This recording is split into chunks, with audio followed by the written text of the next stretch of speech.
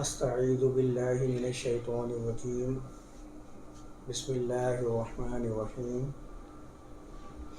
آج 4 اکتوبر 2024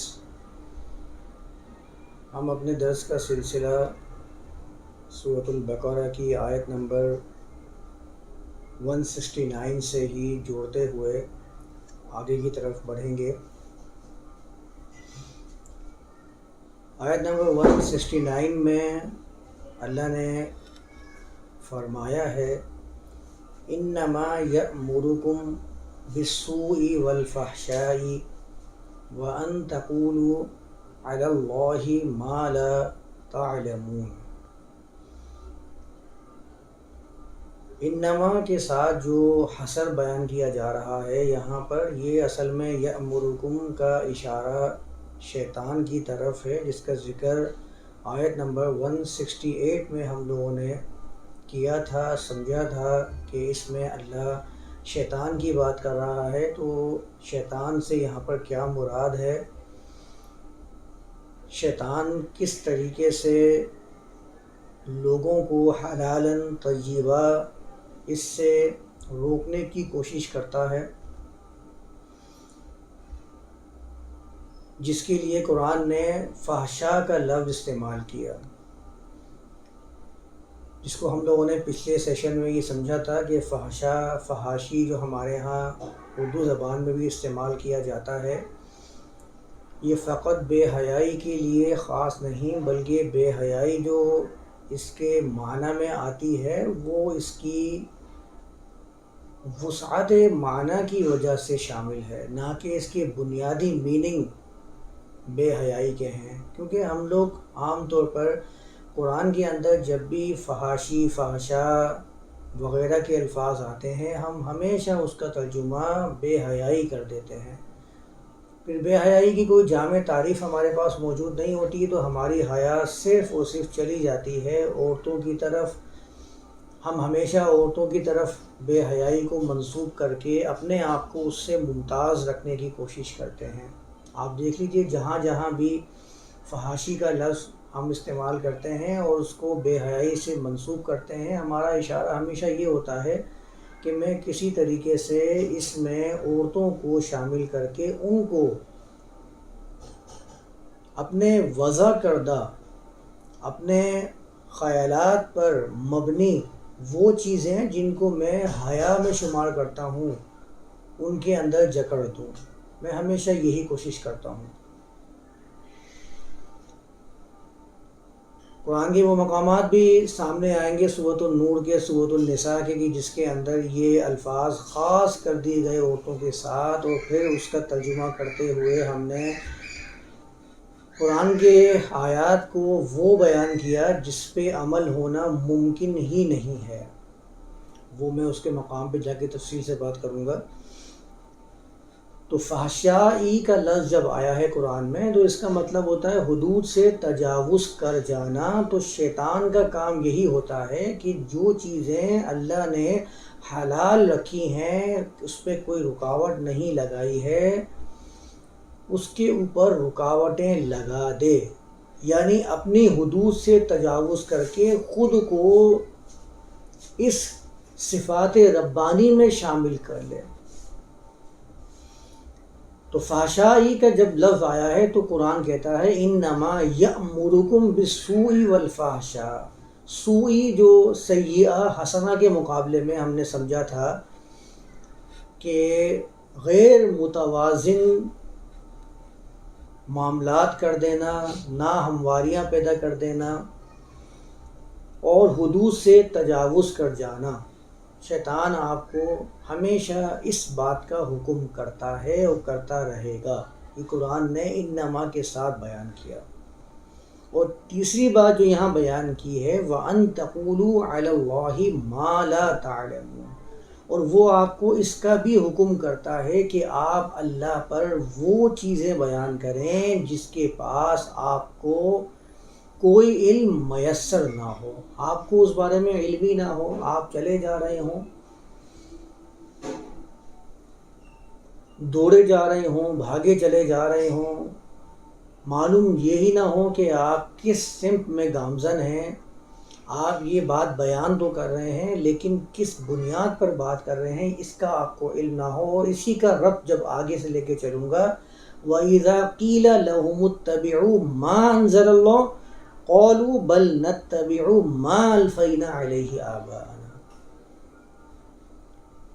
اسی کا رب بنا رہا ہے قرآن یہاں پر کہ شیطان کی کارستانی میں یہ چیز شامل ہے کہ ایک تو وہ آپ کو سو کا حکم کرے گا، معاشرے میں ناہمواری پیدا کرنے کا حکم کرے گا، زندگیوں میں جو توازن چلا آ رہا تھا اس توازن کو بگاڑنے کی پوری کوشش کرے گا.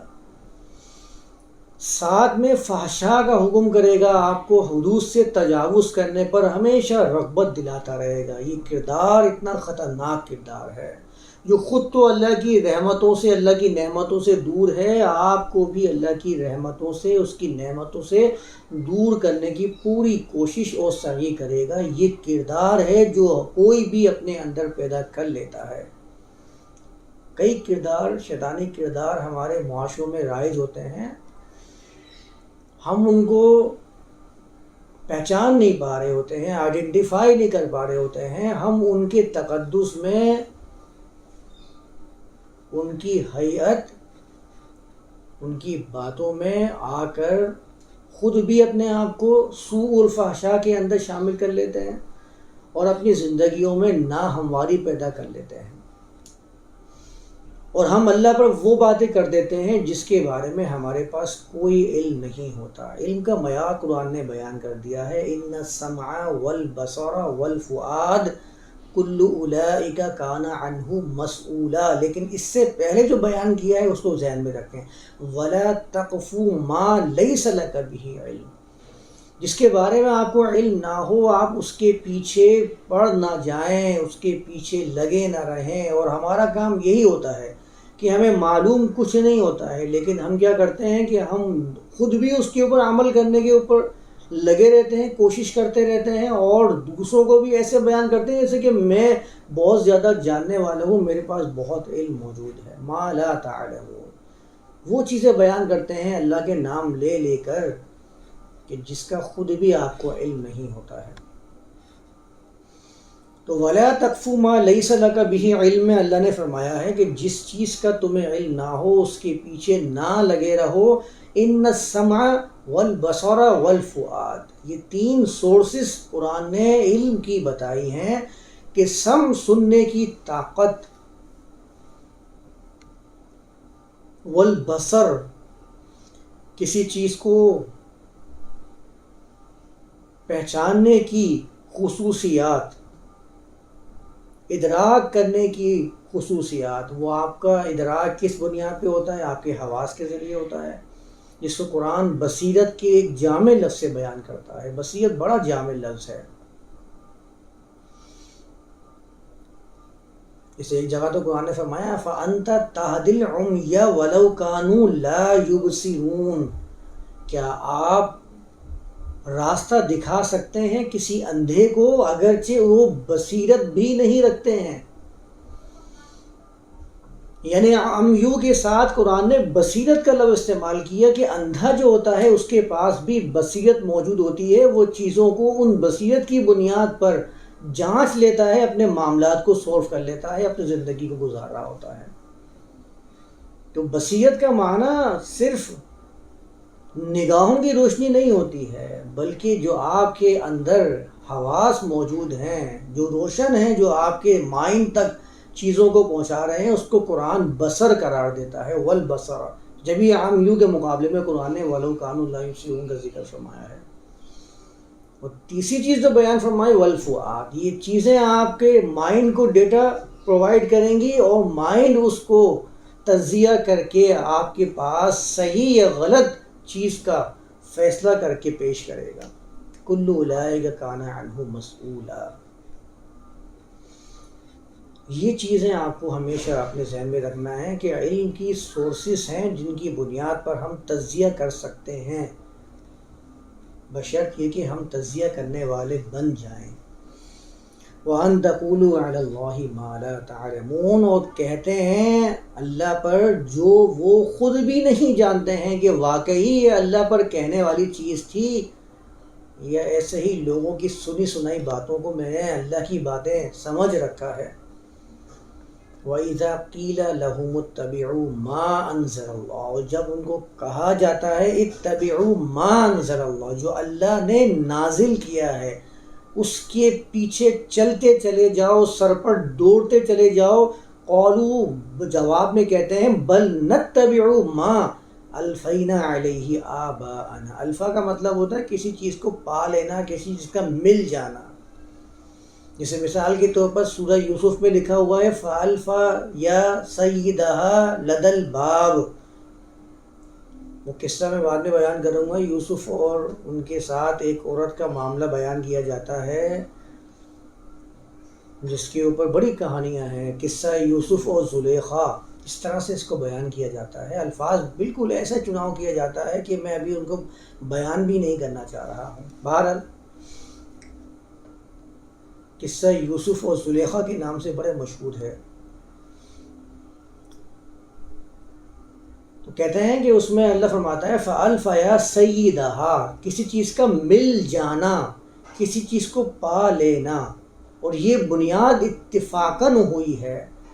اچانک سے کسی چیز کا آل آف دس سڈن، اچانک سے کوئی چیز سامنے آ جائے، سڈنلی کوئی چیز آ جائے۔ فَأَلْفَ يَا سَيِّدَهَا لَدَ الْبَابِ، ان دونوں نے اچانک سے اس کے سید کو دروازے کے پاس پا لیا۔ اس کے لیے الفا کا لفظ استعمال کیا جاتا ہے۔ قرآن نے یہاں پر الفینہ کا لفظ استعمال کیا ہے کہ یہ جو چیزیں ہمیں مل گئی ہیں ہمارے آباء و اجداد سے، اس کو حاصل کرنے کی ہم نے کوئی تگ و دو نہیں کی، کوئی جستجو نہیں کی ہے، یہ تو ہمیں ایک پیدائشی ورثہ ہے جو ملے جا رہا ہے۔ جیسے کہ ہم عام طور پر جس معاشرے میں جنم لیتے ہیں، جس گھرانے میں ہم اپنی زندگی کو گزارتے ہیں، وہاں سے جو چیز موروثی ہمیں مل جاتی ہے، اس کے لیے قرآن فرما رہا ہے ما الفینا علیہ آباءنا۔ آپ نے اس میں کیا کوشش کی ہے، آپ نے اس کے اندر اپنا کیا حصہ ڈالا ہے؟ کچھ نہیں ڈالا۔ آپ نے وہاں پیدا ہو گئے، آپ کو ایک چیز مل گئی ہے، آپ نے اس کو تقدس کے نام سے دانتوں سے پکڑا ہوا ہے، جو ایسے ہی یوں ہی آپ کو حاصل ہو چکی ہے، آپ نے اس کے اندر کوئی کاوش نہیں کی تھی۔ جو میں نے ایک دفعہ بیان کیا تھا نا، آپ نے مسلمان ہونے کے لیے کیا کاوش کی ہے؟ آپ تو گھر میں پیدا ہوئے، اچانک سے آپ کو بتا دیا گیا کہ آپ مسلمان ہوئے، اور آپ نے اپنے گمان میں اپنے آپ کو مسلمان بنانا شروع کر دیا، سمجھنا شروع کر دیا۔ عمل آپ کا چاہے اس کے مطابق ہو یا نہ ہو، آپ کو اس سے کوئی سروکار نہیں ہوتا۔ آپ ریاستی لیول پر مسلم ہی گمان کیے جاتے ہیں۔ کہاں؟ کیوں؟ کیونکہ آپ ایک مسلم گھرانے میں پیدا ہو گئے۔ قرآن تو اس کو ما الفینا علیہ آباءنا کہتا ہے کہ اچانک سے کوئی چیز آپ کو حاصل ہو گئی، آپ کی اس پر کوئی کاوش نہیں تھی۔ یہی چیز قرآن بیان کر رہا ہے کہ یہ ان کی صفت کیا ہے۔ جب ان کو کہا جاتا ہے اتبعوا ما انزل اللہ، جو اللہ نے نازل کیا ہے اس کے پیچھے سر پر دوڑتے چلے جاؤ، اس کو فالو کرو، تو کہتے ہیں بل نتبعو، بل کیا کرتا ہے؟ پیچھے والی بات کی خود بخود نفی کر دیتا ہے عربی زبان کے اعتبار سے۔ نہیں بلکہ ہم تو نتبعو، ہم تو پیچھے پیچھے چلیں گے ما الفینا علیہ آباءنا، جو ہمارے پاس نسخے، جو ہمارے پاس مواد ہمارے باپ دادوں کے ہمیں مل گئے ہیں، ہم تو اس کے پیچھے پیچھے چلتے چلے جائیں گے، ہم اس کی اتباع نہیں کریں گے۔ یہ جواب ہے بل لگانے کے بعد، پچھلی بات کی نفی کر دی ہے۔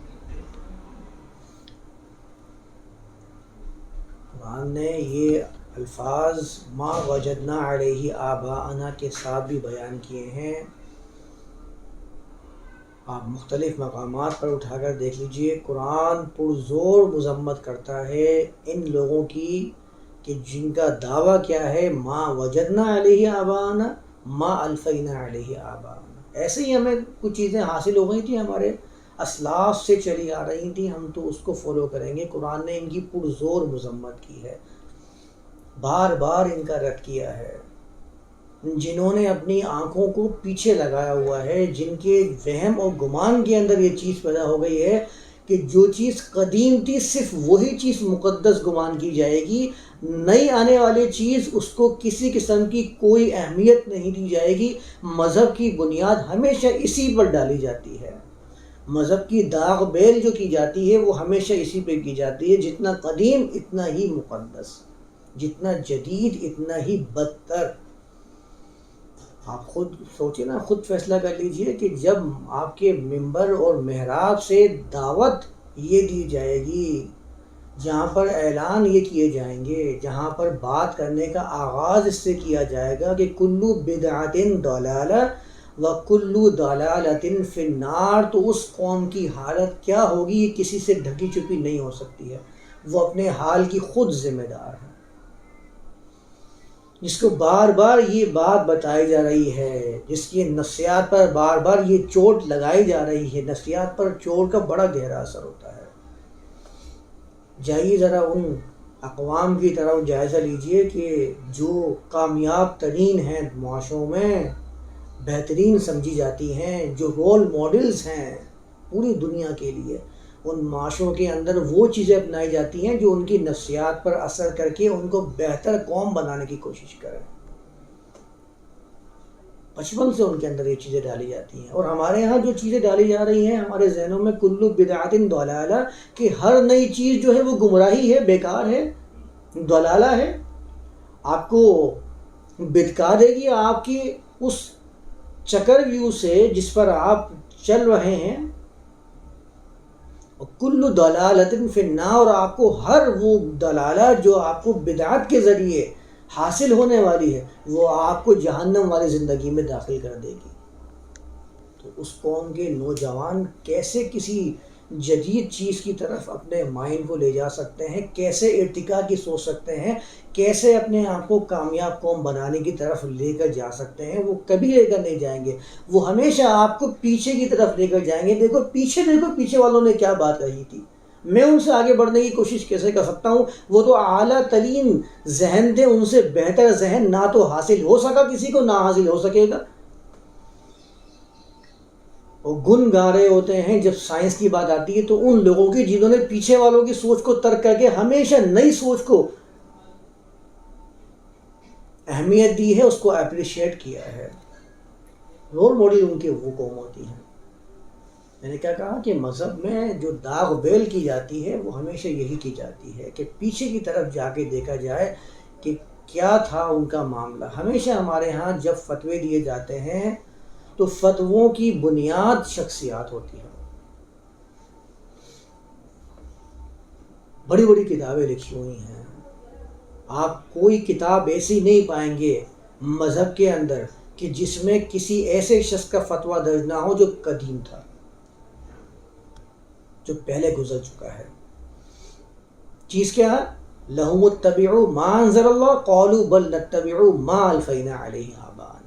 اب بتائیے آپ کہ اس کے اندر قرآن کیا بیان کر رہا ہے، اور ہمارے ہاں روش کس طرح اس چیز کے اوپر چلا دی گئی ہے کہ جو پیچھے والے لوگ تھے انہوں نے پورا علم حاصل کر لیا، اب آپ کو نئی چیز حاصل کرنے کی ضرورت نہیں ہے۔ اب جو نئی بات بیان کی جاتی ہے، جو نئی سوچ بیان کی جاتی ہے مذہب میں، ہمیشہ اس کو کچلنے کی کوشش کرتے ہیں۔ ما وجدنا علیہ آباءنا یا ما الفینا علیہ آباءنا۔ انبیاء نے جب بھی دعوت دی کہ یہ جو تمہارے پاس چلا آ رہا ہے تمہارے اسلاف کی طرف سے یہ غلط ہے، اس کو چھوڑ دو، وہ کیا کہتے تھے؟ ما ھذا الا رجل، کیا ہے یہ رجل یرید ان یصدکم عما کان یعبد آباؤکم، اس کا ارادہ صرف اس چیز کا ہے کہ وہ تمہیں اس چیز سے روک دیں جس پر تمہارے باپ دادا جن کی ماں تحتی میں اپنی زندگی گزارتے آ رہے تھے، جن کی عبادت کیے جا رہے تھے تمہارے آباء و اجداد، تمہارے بڑے، تمہارے سردار، یہ اس سے روکنے کی کوشش کر رہا ہے۔ جواب کیا تھا؟ قالوا ما ھذا الا افک مفترا۔ جواب میں انہوں نے کہا جی تم جو چیز پیش کر رہے ہو یہ افک ہے، مفترا ہے، یہ وہ چیز ہے جو ہمیں ہمارے اعمال سے، ہمارے آباء و اجداد کے مذہب سے پلٹا دے گی۔ افکن پلٹانے کے لیے استعمال کیا جاتا ہے، مفترن ہے۔ جواب کیا تھا؟ قالوا انا بما ارسلتم به کافرون، جس چیز کے ساتھ تمہیں بھیجا گیا ہے ہم وہ چیز نہیں مانتے، اس کا انکار کرتے ہیں۔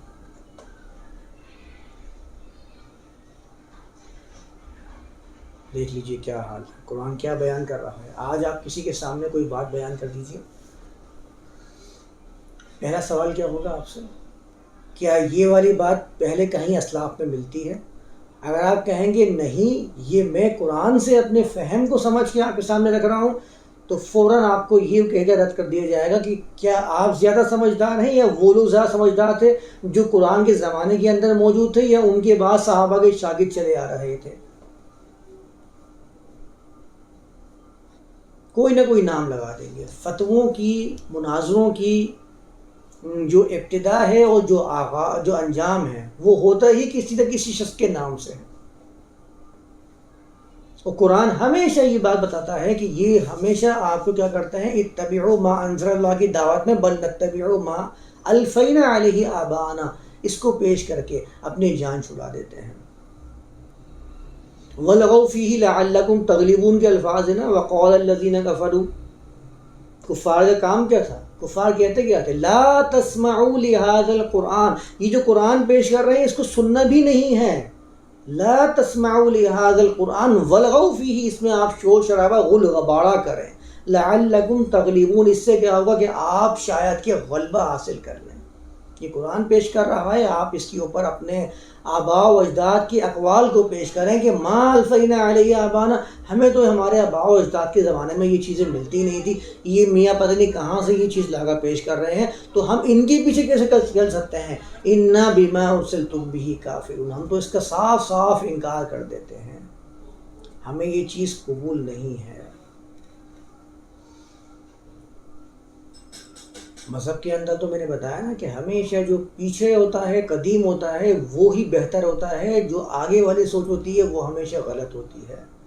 مذہب میں یہ چیز ہمیشہ آپ کی نفسیات کے اندر چوٹ لگاتے رہیں گے، یہ ضرب کاری کرتے رہیں گے کہ آنے والا ہر زمانہ خراب ہے، اور پچھلا گزرا ہوا زمانہ وہ تو کتنا پیارا زمانہ تھا۔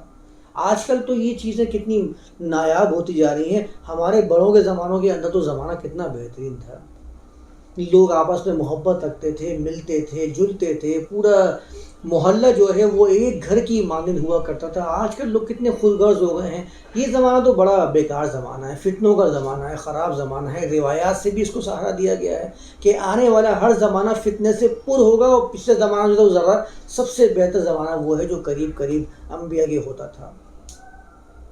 تو پھر قرآن جو ان کی برائیوں کو، ان کی بد اخلاقیوں کو، ان کی ناہمواریوں کو بیان کر رہا ہے، اور قرآن کے نزول کے زمانے کے اندر بھی بیان کر رہا ہے، تو اس کے بارے میں پھر کیا خیال ہے؟ جتنے آپ نے اقوام کے جو واقعات پڑھے ہیں قرآن سے، یہ کون سے اقوام تھیں؟ یہ وہ اقوام تھیں جو اللہ کے کلام کے نازل ہونے کے موقع پر موجود تھیں۔ آپ تو ان کو سب سے زیادہ بدتر بنا کر ہی پیش کرتے ہیں۔ فرعون کی تعریف کون کر رہا ہوتا ہے؟ اگر آپ کو ایسے کردار مل جاتے ہیں کہ جو آپ بدترین سمجھتے ہیں، آپ ہمیشہ اس کو فرعونیت سے کیوں منسوب کرتے ہیں؟ کیونکہ آپ کے نزدیک سب سے بدترین شخصیت وہی تھی۔ تو پھر آپ یہ کیسے کہہ سکتے ہیں کہ وہ جو زمانہ اللہ کے کلام کے نازل ہونے کا یا قدیم زمانے ہوتے تھے وہاں پر لوگ زیادہ بہتر ہوتے تھے آج کے زمانے سے؟ یہ سوچ ہمیشہ مذہب کے اندر پیدا کرنے کی کوشش کی جاتی ہے۔ وجہ کیا ہوتی ہے کہ ہم جو چیز ان کے سامنے پیش کریں، یہ اس کو بلا چوم و چرا تسلیم کر لیں، من و عن اس کو مان لیں، اس کے پیچھے چلنا شروع کر دیں۔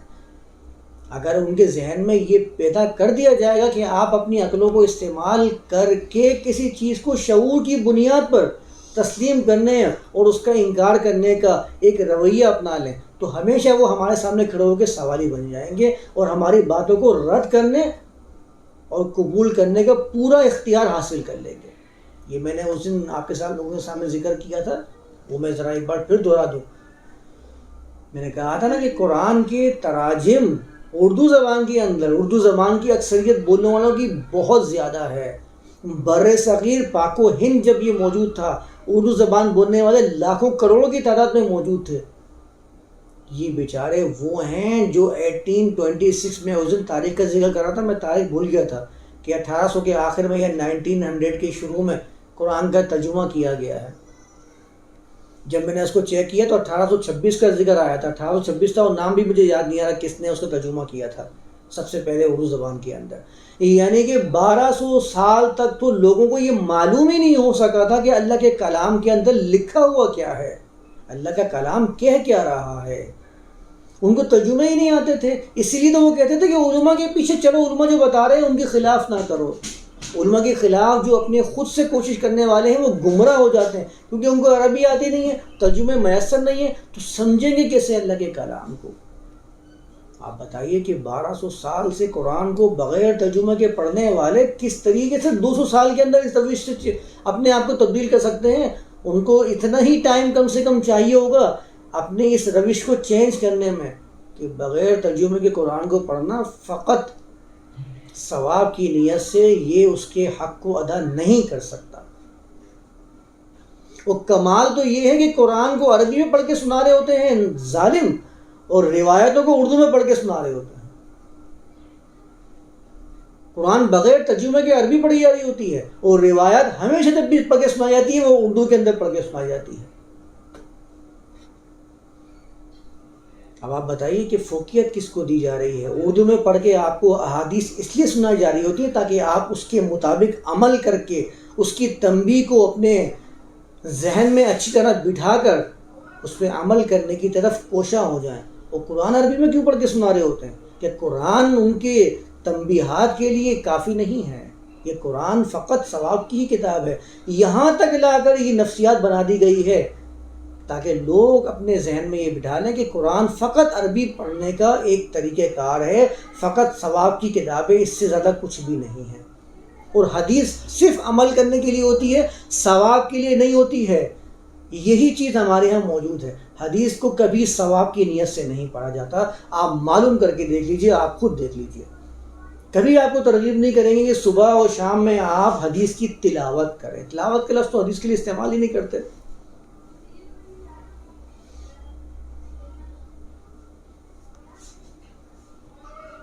جس قوم کو 1200 سال تک صرف قرآن رٹوایا گیا ہے، وہ قوم اتنی جلدی کیسے کوئی انقلاب ہی آ سکتا ہے کہ وہ اپنی اس روش کو چینج کر دے؟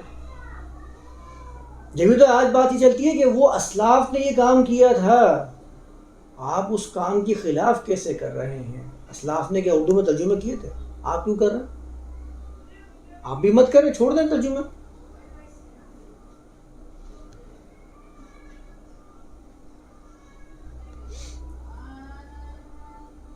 ہمارے اسلاف نے یہ کام کیا تھا، ہم تو اسی پر عمل کرتے رہیں گے. کچھ مقرر کردہ شخصیات ہیں، ان شخصیات کے نام لوگوں کے ذہن میں مقدس بنا دیے گئے ہیں. ان ناموں کا اتنا نفسیاتی چوٹ ہوتی ہے، اتنا نفسیاتی اثر ہوتا ہے کہ جو نفسیات پڑھنے والے ہیں وہ سمجھ سکتے ہیں کہ یہ کتنی گہری چوٹ ہوتی ہے ناموں کی. قرآن نے اس کو تو چند لفظوں کے اندر ہی ختم کر دیا تھا.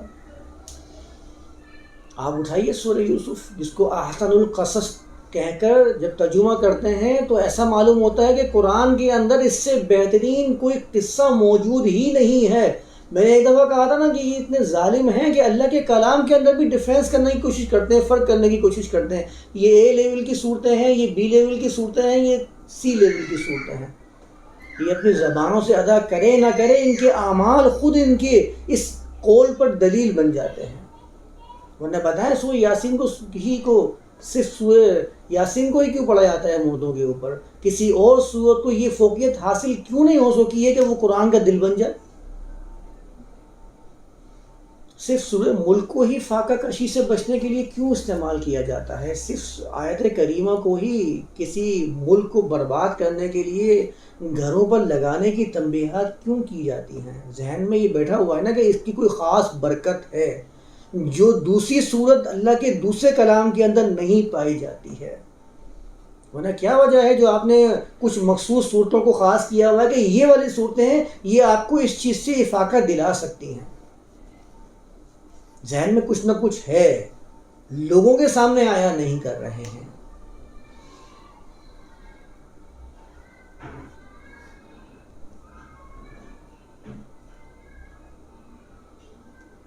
تو قرآن کے اندر میں وہ بات بھی بھول کے جو بات کر رہا تھا،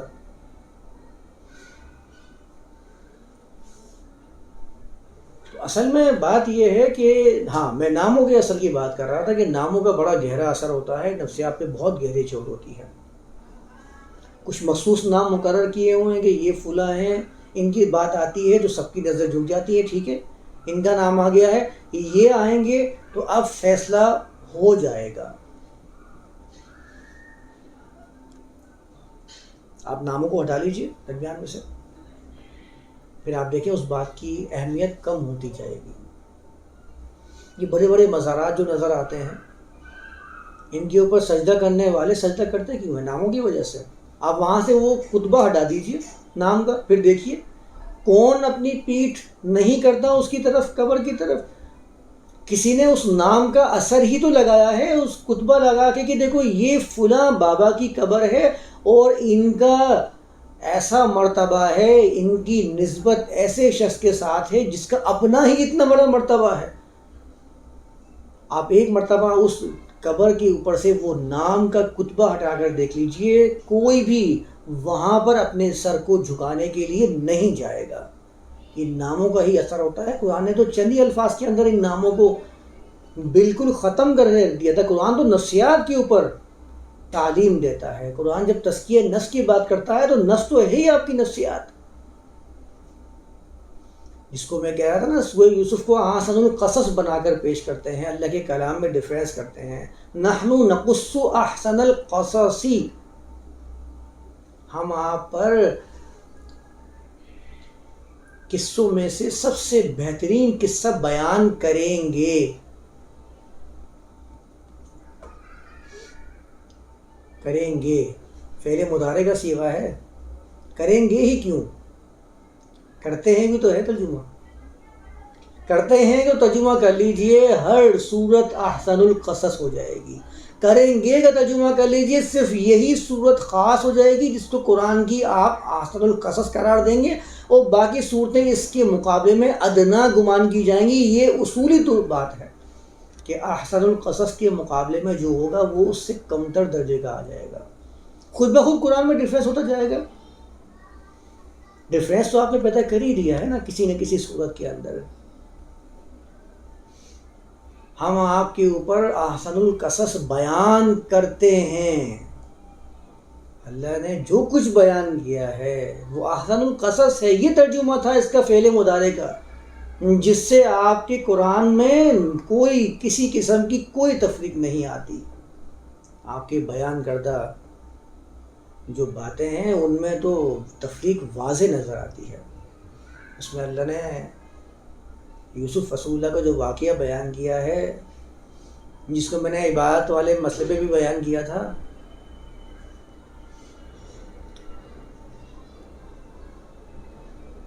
ان ہی الا اسماء سمیتموہا، قرآن کی تو جڑ کاٹ کے رکھ دی ہے۔ قرآن نے چند لفظوں کے اندر پورا معاملہ واضح کر دیا ہے۔ بعض اوقات مجھ سے پوچھتے ہیں نا کہ آپ بتائیں کہ قرآن آپ تاریخ نہیں مانتے، بھی کچھ دن پہلے مجھ سے ایک صاحب کہہ رہے تھے آپ روایات کی بات کرتے ہیں، تاریخ کہتے ہیں کہ تاریخ نہیں مانی جائے گی، تو آپ بتائیے پھر اس قرآن کی حقانیت کو کیسے مانا جائے؟ قرآن کا حق ہونا کیسے مانا جائے کہ واقعی قرآن کس پہ نازل ہوا تھا؟ چلیں یہ بتا دیں، ہمارے اکثر یہ سوال اٹھتا ہے۔ پتہ ہے قرآن میں کہاں لکھا ہے کہ قرآن اللہ کے رسول محمد پہ نازل ہوا ہے؟ دکھائیے اس میں یہ لکھا ہوا ہو کہ ہاں قرآن جو ہے وہ اللہ کے رسول پہ نازل ہوا۔ یہ باقاعدہ سوالات کیے جا رہے ہوتے ہیں۔ لیکن ایک سمجھنے والی بات ہے، قانون کی کتابیں ان کے بارے میں کبھی یہ دریافت نہیں کیا جاتا کہ قانون کس نے بنایا تھا۔ اس میں فائدے اور نقصان کو جائزہ لیا جاتا ہے کہ فائدہ ہے یا نقصان ہے۔ کبھی کسی نے یہ پوچھا ہے، کسی نے یہ تحقیق کرنے کی کوشش کی ہے کہ سگنل توڑنے کا قانون کس نے بنایا تھا؟ کسی نے معلوم کرنے کی کوشش کی ہے؟ نہیں۔ اس کو اس چیز سے سروکار ہے کہ سگنل والا قانون کتنا افادیت کا حامل ہے، وہ اس کے اوپر بنا کرتا ہے، نہ کہ اس بنیاد پر دیکھتا ہے کہ وہ قانون بنانے والی شخصیت کون تھی یا بتانے والی شخصیت کون تھی۔ اس پر کبھی بھی بحث نہیں کی جا رہی ہوتی ہے۔ تو قرآن خود اس کی بحث نہیں کرتا ہے، قرآن نے خود یہ بات نہیں ذکر کی ہے قرآن خود کسی مصنف کا نام ذکر نہیں کرتا ہے، قرآن یہ بحث کرتا ہی نہیں ہے، قرآن تو بتا دیتا ہے کہ یہ قانون ہے، اس قانون کی روشنی میں تم دیکھ لو فائدے کی حامل ہے یا نقصان اس کے اندر موجود ہے، اگر فائدہ اس کے اندر موجود ہے تو اس کو اپناتے چلے جاؤ، فائدے حاصل کرتے چلے جاؤ۔ اس بحث میں کیوں لگ رہے ہو کہ یہ نازل کس پہ ہوا؟ آپ اس میں مجھے مصنف کا نام دکھائیے، آپ مجھے بتائیے کہ اس میں اللہ کے رسول پر نازل ہونے کا ذکر ہے یا نہیں۔ ان اعتراضات کی طرف قرآن آپ کو راغب کرتا ہی نہیں ہے، آپ کو لے کر جاتا ہی نہیں ہے۔ آپ کب دنیا کے اندر قانون بنانے والے یا قانون کی ڈسکور کرنے والے، قانون پیش کرنے والے، قانون کے موجودین کے بارے میں بحث کرتے ہیں؟ آپ تو یہ دیکھتے ہیں کہ اس دنیا کے اندر یہ قانون رائج ہے، اس کے اندر فائدہ ہے یا نہیں ہے؟ بتائیں مجھے کس نے آج تک یہ کوشش کی ہے جاننے کی کہ پولیس کا نظام جو ہے یہ کس شخص نے بنایا تھا؟ وہ جو بیان کرتے ہیں وہ میں الگ بات کر رہا ہوں، بنایا کس شخص نے تھا، اس کی دریافت کون کرتا ہے؟ اور صرف پولیس کا نظام نہیں، پولیس میں ہونے والی جتنی چیزیں ہیں یہ کس نے بنائی تھی؟ آرم فورسز کی بنیاد کس نے رکھی تھی؟ ان کے اندر اس قانون کو کس نے رائج کیا تھا کہ وہ صرف بارڈر کے اوپر پہرا دیں گی اور باہر کے خارجی معاملات کو سولو کرنے کی کوشش کریں گی؟ کبھی کسی نے یہ کوشش کی ہے جاننے کی اس کا موجد کون ہے؟ نہیں، وہ یہ دیکھتے ہیں کہ اس میں فائدہ کتنا موجود ہے، فائدہ ہے یا نہیں۔ فائدہ ہے تو ہم بھی اپنائیں گے، ہم بھی اس کے اوپر عمل کرنے کی کوشش کریں گے۔ لیکن قانون کی کتاب مانے تب نا، قانون کی کتاب کب مانتے ہیں؟ بغیر سمجھے جو رٹا جا رہا ہو، لوگوں میں بیان کیا جا رہا ہو، اس کو قانون کی کتاب نہیں مانتے ہیں۔ وہ کیسے قانون کی کتاب مان لیں گے جو ان کو سمجھ میں ہی نہیں آ رہا، جس کا 1200 سال سے ترجمہ ہی نہیں ہوا تھا؟ تو کیسے قانون کی کتاب بن جائے گی جس کے لیے آپ کو سمجھنے کے لیے، اس کے انٹرپریٹیشن کے لیے، اس کی ٹرانسلیشن کے لیے آپ کو کسی شخص کی محتاجگی ہو، اور وہ شخص خود محتاج ہو اس کے ترجمے کا، اس کی تشریح کا، جس میں وہ اسلاف کے اقوال لا کر پیش کر رہا ہو، یعنی جس کو وہ قانون کہہ کر پیش بھی کر رہا ہو، اس کے پاس اس قانون کی تشریح بھی موجود نہ ہو جو کر سکے، اور نئے آنے والے مسائل سے ہم آہنگ کر سکے۔ ہمیشہ پیچھے کی طرف لے کے جاتے ہیں، دیکھو پیچھے کیا ہوا تھا، انہوں نے کیا فیصلہ کیا ہے، ان کا فتویٰ بتائیے مجھے، انہوں نے کیا فتویٰ دیا تھا اس مسئلے میں، آئیے بتائیے یہ فتویٰ انہوں نے کیا دیا ہے، اس کی بنیاد پر فیصلہ ہوگا۔ بھائی آپ نام کو ہٹا کے دیکھ لیجیے، میں نے کہا تھا نام ہٹا کے دیکھ لیجیے، ان ہی الا اسماء سمیتموها، یہ نام آپ کے اپنے دیے ہوئے ہیں، انتم و آباؤکم ما انزل اللہ بها من سلطان۔ آپ کسی کو دستگیر کہہ دیجئے، آپ کسی کے ساتھ کچھ بھی استعمال کرنا شروع کر دیجئے، یہ آپ کے اپنے نام ہیں۔ آپ کے نام دینے سے وہ شخصیت اس چیز سے متصف نہیں ہو سکتی جس کا آپ گمان کر رہے ہیں۔ کسی کو میں کل بادشاہ کہنا شروع کر دوں، اوہ آپ تو بادشاہ ہیں، تو وہ بادشاہ بن جائے گا، سلطنت کا والی بن جائے گا؟ وہ فقط ایک نام ہوگا۔ وزیر نام کے میں نے اتنے لوگ دیکھیں، کیا وزیر ہوتا ہے؟ وہ فقط ایک نام ہوتا ہے۔ ان ہی الا اسماء سمیتموها، قرآن نے 4 الفاظ کے اندر ہی بات کو مکمل کر دیا ہے کہ نفسیات پر جو چوٹ لگانے والی یہ سب سے گہری چیز ہے کہ آپ نام لگاتے جائیں اور نام سے چیزوں کو مقدس بنا کر پیش کرتے جائیں۔ قرآن کہتا ہے یہ نام آپ کے اپنے مقرر کرنا ہے۔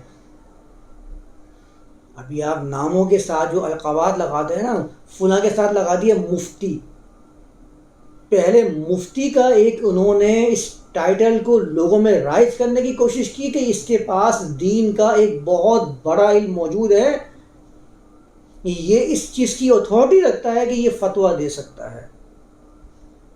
اب جس کے نام کے ساتھ مفتی لگا ہوا ہے، اب آپ کے ذہن میں اس کا ایک تقدس بنتا جا رہا ہے۔ مفتی صاحب نے فتویٰ دیا تھا نا، یہ تو آپ کی کیا حیثیت ہے اس کے مقابلے میں؟ ارے بھائی مفتی صاحب نے اگر قرآن کی آیت کے خلاف بات کی ہے تو ان کی بات کی اہمیت کیا ہے، پہلے یہ بیان کیا جائے، پہلے یہ سمجھا جائے۔ نہیں، مفتی صاحب نے تو فلاں بڑے عالم کا حوالہ دیا ہے کہ ان کے جو اسلاف تھے ان میں سے فلاں امام نے یہ فتویٰ دیا ہوا تھا۔ نماز کے اتنے مسائل ہیں جس کو بیان کیا جاتا ہے، نہ اس پہ قرآن کی کوئی آیت موجود ہے، نہ اس پہ کوئی حدیث موجود ہے، نہ اس کے اوپر صحابہ کا کوئی قول موجود ہے۔ پوچھو بھائی کہاں سے معلوم ہو؟ یہ تو اجماعی طور پر چلا آ رہا ہے، 4 اماموں کا اجماع اس کے اوپر، اس پر تو فلاں امام کا فتویٰ موجود ہے۔ ایک کتاب کا جائزہ لے رہا تھا، بدعتی کے پیچھے نماز پڑھنے کا حکم، بدعتی کے پیچھے نماز پڑھنے کا حکم شرعی کتاب لکھی جا رہی تھی، شرعی مسئلہ بیان کیا جا رہا تھا، اور کتاب کے مصنف صاحب جو ہے نا انہوں نے اس کے اندر نہ کوئی قرآن کی آیت پیش کی ہے، نہ کوئی حدیث پیش کی ہے، اس میں کہیں لکھا ہوا ہی نہیں کہ بدعتی کے پیچھے نماز نہ پڑھیں آپ۔ فلاں امام نے کہا تھا کہ بدعت کے پیچھے نماز نہیں، میں تو نہیں پڑھوں گا۔ آپ ان فلاں امام کا نام وہاں سے ہٹا دیں، اس بات کی اہمیت آپ کی نظر میں کیا رہ جائے گی؟ ان ہی الا اسماء سمیتموہا، امام بھی آپ نے کہا ہے، اللہ نے تو نہیں کہا تھا فلاں شخص امام ہے۔ ان ہی الا اسماء سمیتموہا انتم وآباؤکم ما انزل اللہ بہا من سلطان، فیصلہ کیا ہے؟ ان الحکم الا للہ، فیصلہ صرف اللہ کا ہے۔ امر اللہ تعبدوا الا ایہ، اگر تم ان کے فیصلے کے مطابق فیصلہ دینا شروع کر دو گے تو یہ تمہاری عبادت گمان کی جائے گی جو تم اللہ کو چھوڑ کر اس شخص کے پیچھے چلنے کی کوشش کر رہے ہو، اس کی ماتحتی میں اپنے معاملات کو سولو کر رہے ہو۔ چند ہی لفظوں کے اندر فیصلہ ہو جاتا ہے، تقلید کے اوپر فتاوے دیے جا رہے ہوتے ہیں، دلائل دیے جا رہے، تقلید پہ دلائل چل رہے ہیں بھائی۔ دلیل کا لفظ آپ بتائیے کہ خبردار کرنے کے لیے ہوتا ہے، هل ادلکم علی تجارت تنجیکم من عذاب علیم، کیا میں آپ کو خبر دوں، اللہ فرما رہا ہے، ایسی تجارت پر کہ جو آپ کو عذاب علیم سے بچا لے۔ دلیل تو آپ کی بات کرتی ہے، کسی شعوری چیز کی طرف دعوت دیتی ہے، آپ تقلید پر دلائل دے رہے ہیں۔ تقلید کیا چیز ہے؟ جس میں شعور کو سب سے پہلے بند کر کے پیچھے چلا جا رہا ہوتا ہے انسان۔ قرآن نے ایک مقام پہ کہا ہے کہ یہ جہنم والا مقام ہے جس میں نشو و نما بالکل رک کر رہ جاتی ہے، انسان کی ہلاکت کا سامان ہے۔ قرآن کہتا ہے وَلَقَدْ ذَرَأْنَا لِجَهَنَّمَ كَثِيرًا مِنَ الْجِنِّ وَالْإِنسِ، چلتے پھرتے آپ کو جہنمی نظر آنے دیکھنے ہیں، قرآن بتا دیتا ہے وہ جہنمی کون ہوتے ہیں۔ ہم نے تو کثرت کر دی ہے، وَلَقَدْ ذَرَأْنَا لِجَهَنَّمَ، جہنم کے لیے كَثِيرًا مِنَ الْجِنِّ وَالْإِنسِ، جن سے اور انس میں سے کثیر لوگوں میں سے۔ اب پھر جن کا لفظ آ گیا، جن کا لفظ جیسے ہی آنا شروع ہوا میرے مائنڈ کے اندر تو وہی غیر مرئی جس کو میں نے آج تک کبھی دیکھا نہیں ہے لیکن میں جانتا ہوں کہ ہاں جن ہے بھائی۔ کہیں قرآن میں لکھا ہوا ہے کہ جن جو ہے وہ نظر نہیں آتے، دیکھ نہیں سکتے آپ ان کو، لیکن اتنا حتمی یقین ہے کہ جن وہ ہوتے ہیں جو نظر نہیں آتے ہیں۔ میں لفظی بحث کی بات نہیں کر رہا ہوں، ہم مان لیتے ہیں، ایسے مان لیتے ہیں جیسے کہ خدائی کلام ہے۔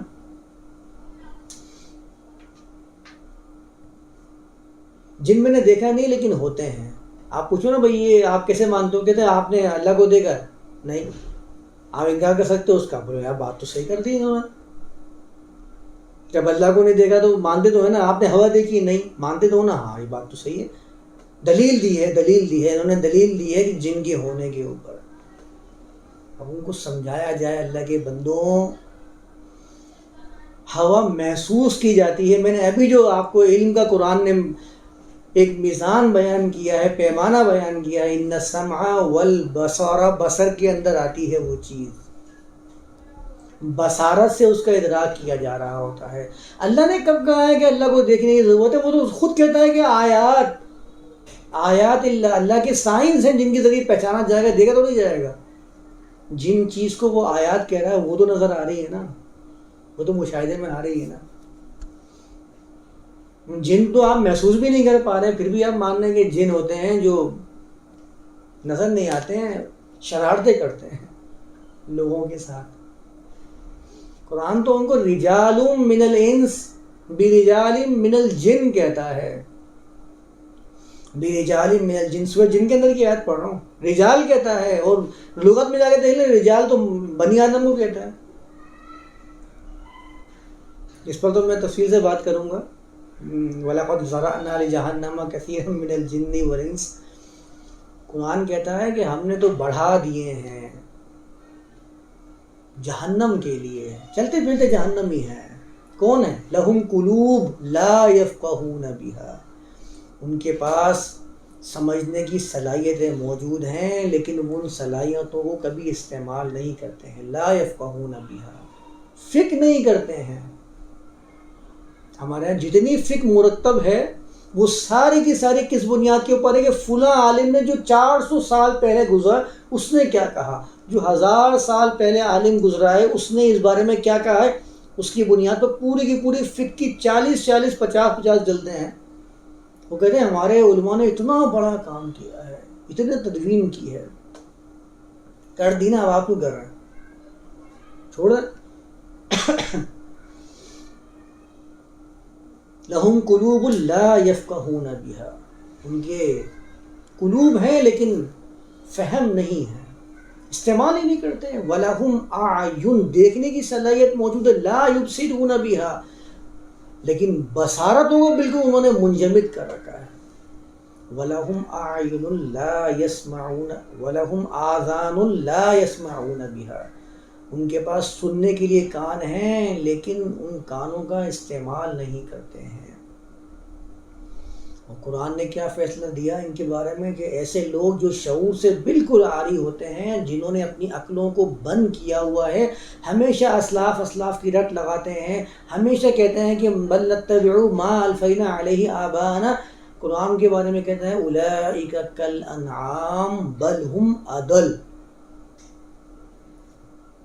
یہ تو حیوانی سطح زندگی پر اپنے آپ کو رکھے ہوئے ہیں، بلکہ یہ اس سے بھی گمراہی سے شکار ہیں. بل ہم اضل، اس کا عام ترجمہ کر دوں تو یہ تو جانور ہیں بلکہ ان سے بھی زیادہ گئے گزرے ہیں. بل ہم اضل، جانور کی مانند قرآن کو قرار دیتا ہے. 10,000 سال پہلے جو بکری کام کرتی تھی آج بھی وہی کام کر رہی ہے، اس کی سوچ میں کوئی فرق نہیں آیا ہے. جو اپنی سوچ کو اس مقام پہ لا کر کھڑا کر دے، اس کو اولئک کالانعام قرآن نہیں کہے گا تو کیا ٹائٹل دے گا؟ اس نے کیا اپنی زندگی میں تبدیلی لے کے آئی ہے؟ کچھ نہیں.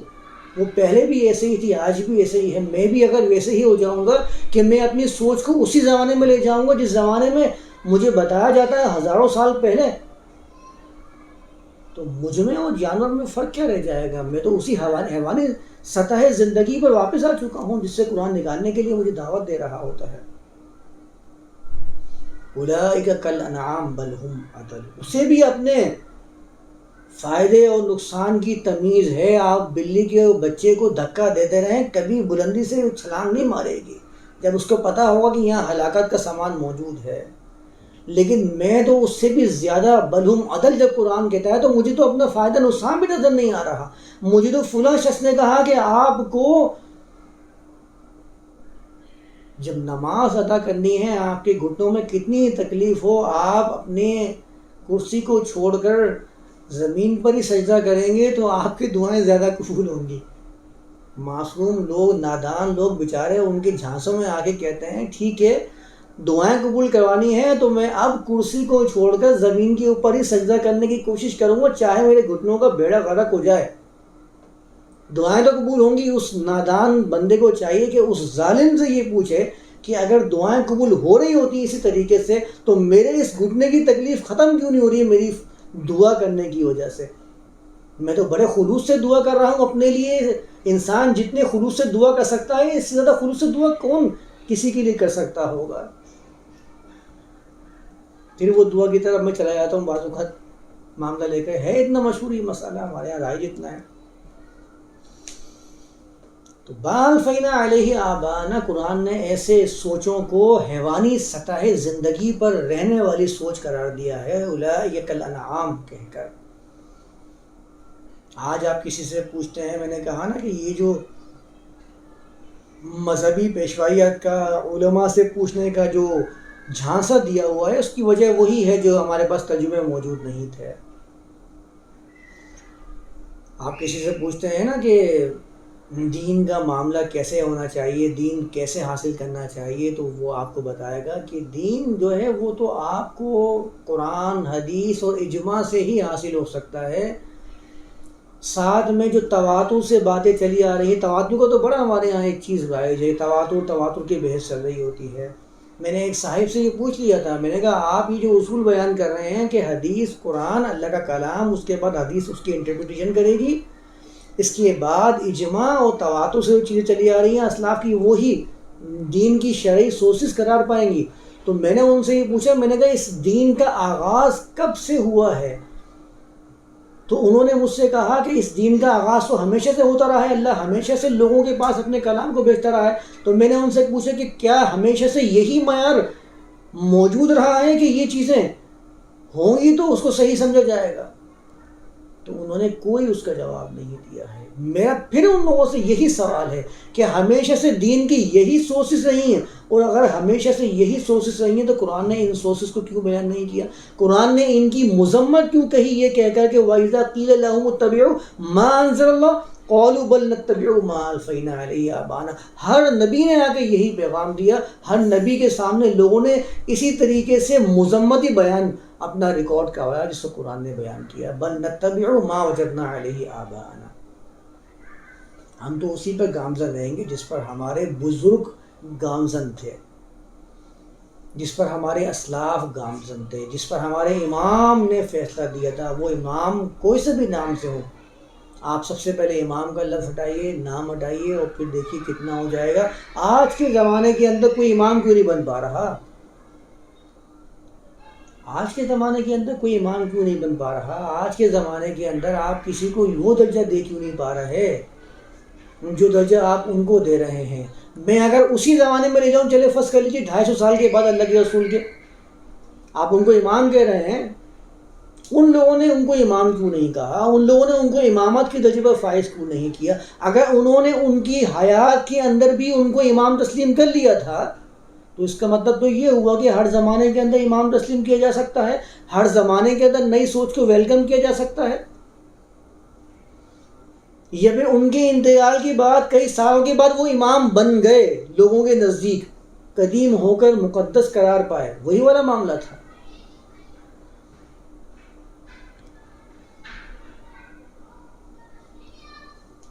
تو اس سوچ کو بدلنا پڑے گا۔ قرآن اس کی شدید مذمت کرتا ہے، آپ اٹھا کر پڑھ لیجئے، قرآن تو یہاں تک لے کر آتا ہے وَإِذَا ذُكِّرُوا بِآيَاتِ رَبِّهِمْ لَمْ يَخِرُّوا عَلَيْهَا صُمًّا وَعُمْيَانًا، جب بھی ان کے سامنے رحمان کی آیات بھی ذکر کی جاتی ہیں، لَمْ يَخِرُّوا عَلَيْهَا صُمًّا وَعُمْيَانًا، وہ اس پر بھی اندھے اور بہرے بن کر نہیں گرتے ہیں۔ رحمان کی آیت کے الفاظ قرآن نے بیان کیے ہیں، اس سے پہلے وہ عباد الرحمن کے الفاظ بیان کیے تھے کہ رحمان کی جو غلام ہوتے ہیں ان کی کیفیت کیا ہوتی ہے۔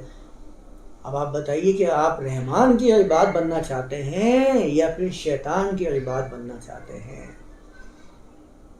جو رحمان کے عباد ہوں گے وہ آیات الرحمن کے اوپر بھی لم یخروا علیہ صما وعمیانا، اس کا ارتکاب نہیں کریں گے، اللہ کی آیات کے اوپر بھی اندھے اور بہرے بن کر نہیں گرتے ہیں۔ آپ تو کہہ رہے ہیں کہ اللہ کی آیات کے غیر کے اقوال کی طرف بھی آپ اندھے اور بہرے بن کر گر جائیں، تو یہ تو انتہائی سطحی معاملہ ہو جائے گا۔ قرآن تو آپ کو وہاں لے کے جانے کی کوشش کرتا ہے، آپ جو ہیں وہ اپنے آپ کو وقد خواب من دساہا کیے جا رہے ہیں، اپنے آپ کو اور مٹی کے اندر دباتے جا رہے ہیں، دفناتے جا رہے ہیں۔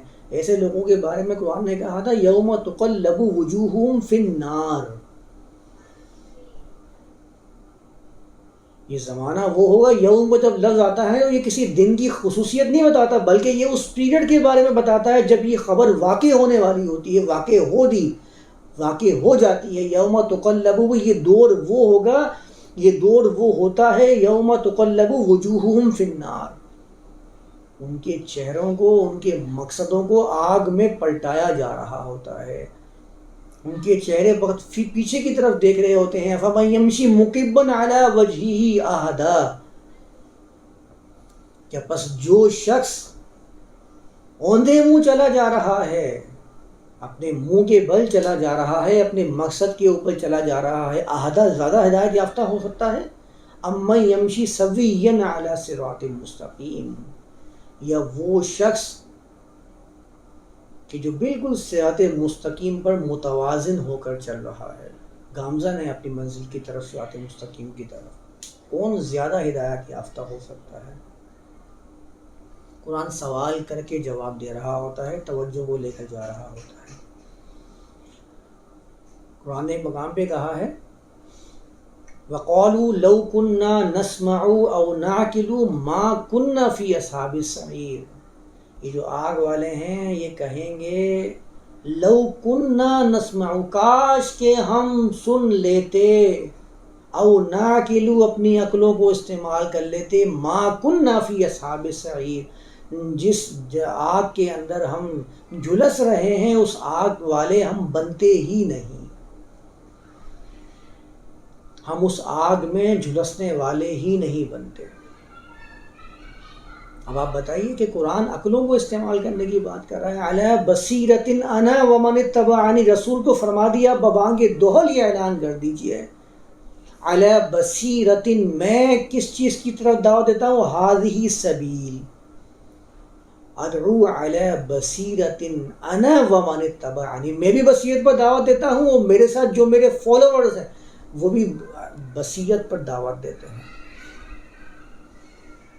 ایسا کیسے ہو سکتا ہے کہ پورے قرآن کے اندر لب لباب کیا ہے کہ آپ بصیرت کی بنیاد پر بات کو قبول بھی کریں اور رد بھی کریں، اور ایسا کیسے ہو سکتا ہے کہ اس کو ماننے والے لوگوں کو بولیں کہ آپ فقط زمانے کے چلن کو تسلیم کر لیجیے جو چلا آ رہا ہے آباء و اجداد سے۔ اس کے اندر بھی کچھ چیزیں ہیں جو سمجھنے والی ہیں۔ تکلیف بھی کس کی ہوگی؟ ہر فرقے کے امام الگ الگ ہیں، مختلف امام بانٹے ہوئے تو ہیں، لیکن اس کے اندر بھی چناؤ جو ہے وہ اپنی پسند کا ہے، فلاں زیادہ بڑا ہے تو میرے نزدیک زیادہ، اتباع کرنے کا حقدار وہی ہے۔ پھر فرقہ در فرقہ بٹتے چلے جاتے ہیں تو پھر ان کے آپس کے اقوال بھی چینج ہوتے چلے جاتے ہیں، ہر فرقہ دوسرے فرقے کو باطل و گمراہ قرار دے رہا ہوتا ہے، جبکہ وہ تو تقلید کر رہا ہوتا ہے، وہ اپنے آباء و اجداد کے مطلب پر گامزن ہوتا ہے لیکن وہ گمراہ قرار پاتا ہے سامنے والے کے نزدیک۔ تو یہ کیسا طریقہ کار ہے کہ جس کے اندر دعوت بھی دی جا رہی ہے کہ کسی ایک کو دامن کو تھام کر آپ منزل کی طرف جانے کی کوشش کریں، کامیاب ہو جائیں گے، اور سامنے والا فقط اس کے انتخاب کی بنیاد پر اس کو کافر اور گمراہ اور بدترین گمان بھی کر رہا ہوتا ہے۔ قرآن نے کہا آگے وَلَوْ كَانَ آبَاؤُهُمْ لَا يَعْقِلُونَ شَيْئًا وَلَا يَهْتَدُونَ، کہ اگر تمہارے باپ دادے عقل و شعور سے آری اپنی عقلوں کو استعمال نہیں کرتے تھے کسی بھی چیز میں، وَلَا يَهْتَدُونَ، نہ ہی ہدایت کو حاصل کرنے والے تھے، تو ظالموں کیا تم پھر بھی ان کے پیچھے چلتے رہو گے؟ تمہارے سامنے اللہ کے کلام کو پیش کیا جا رہا ہے، تم نے آنکھیں ایسے بند کر لی ہیں جسے سورج کو دیکھ کر چمگادہ ناراض ہو جاتا ہے اور شور مچانا شروع کر دیتا ہے۔ سب سے بڑا دشمن سورج کا جو ہے وہ چمگادہ ہی ہوتا ہے، اس کو تو ہمیشہ اندھیرا ہی پسند ہوتا ہے، تو تم بھی کیا اندھیرے میں رہنا چاہتے ہو، روشنی کو پسند نہیں کرتے ہو؟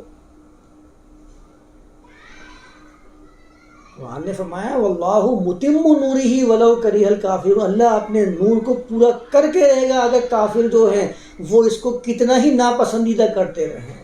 تمہاری پھونکوں سے یہ چراغ بجھنے والے نہیں ہیں، یہ قرآن کے چراغ ہیں جو روشن رہیں گے اور ہر زمانے کے اندر چیخ چیخ کر تمہاری بطلان کو واضح کرتے رہیں گے کہ یہ چمگادر اپنی آنکھوں کو بند کر کے ہی چلے جا رہے ہیں، اندھیرے کو پسند کرتے ہیں، روشنی کے خلاف ہمیشہ ان کا احتجاج منظر عام پہ آتا ہے۔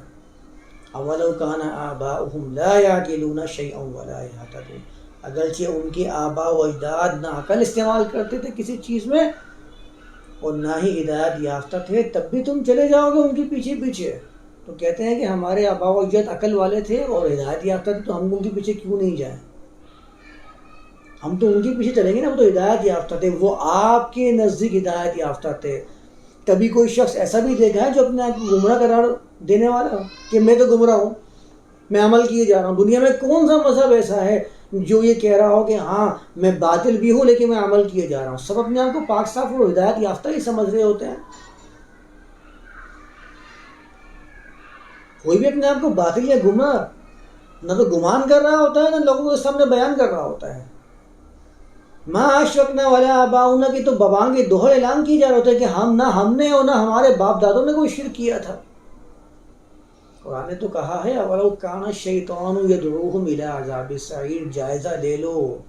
بنیاد کیا ہے کہ آپ کے پاس میں نے کہا نا الفین علیہ آبانا کے الفاظ آئے ہیں. ہمیں تو ایسے ہی مل گیا موجود, اچانک سے ہمارے سامنے وہ چیز موجود تھی, ہم نے اس کو فالو کرنا شروع کر دیا. قرآن جس چیز کی طرف دعوت دیتا ہے کہ تمہارے پاس اگر موجود بھی ہے تو تمہاری بنیاد کیا ہو, ان السمع والبصر والفؤاد.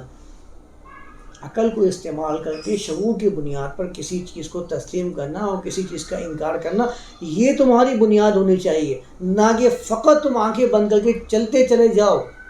اور جب آپ ان سے پوچھتے ہیں کہ بھائی یہ فتویٰ انہوں نے دیا ہے تو یہ فتویٰ قرآن کے خلاف ہے, تو کہہ دیتے ہیں کہ انہوں نے دیا ہے, اب ہم کیا کہہ سکتے ہیں, ہم تو اسی فتوے پہ چلیں گے. پہلی بھیڑ سے کون پوچھے گا جا کے کہ تو نے بھائی یہ راستہ کیوں اختیار کیا ہے؟ جو بھیڑ چال چلتی چلی جا رہی ہے, ایک بھیڑ کو دیکھ کر ہر بھیڑ اسی کے پیچھے چلی جا رہی ہے. دیکھا نا وہ بھیڑ چل کیسی چل رہی ہوتی ہے کہ پہلی بھیڑ نے اگر وہ کودنا ہی پسند کیا اس کھڈے کے اوپر سے, گڑھے کے اوپر سے, تو ساری بھیڑیں اس سائڈ والا راستہ چھوڑ کے اس پہ کودنا ہی پسند کر رہی ہوتی ہیں. چاہے اس میں سے کوئی کمزور بھیڑ جا کے ہلاکت سے دوچار بھی ہو سکتی ہو, لیکن کودے کی وہیں سے جیسے پہلی بھیڑ نے کودنے کا معاملہ اختیار کیا تھا. اب یہ کون پوچھے گا پہلی بھیڑ سے بھائی کہ تو نے کچھ چھال لگائی تھی تو سائڈ سے بھی نکل کے جا سکتی تھی. قرآن تو اس کو کہتا ہے اولئک کالانعام بل ہم اضل. یہ حیوانی سطح زندگی ہے, اپنے آپ کو آگے بڑھنے کی کوشش کریں.